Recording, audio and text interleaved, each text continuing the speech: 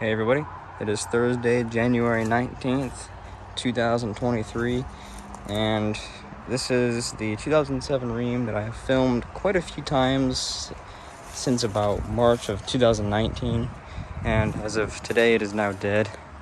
We just came and diagnosed it with a bad compressor.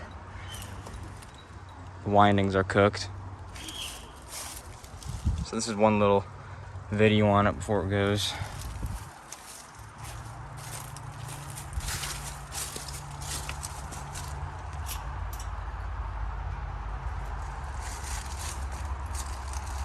Go take a look inside.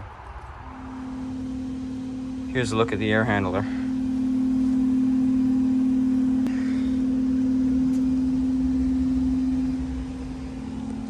Just getting a look at the duct setup. All right.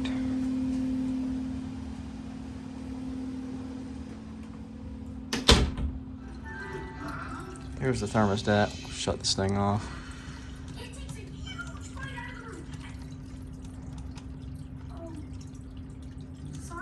Press the buttons too fast.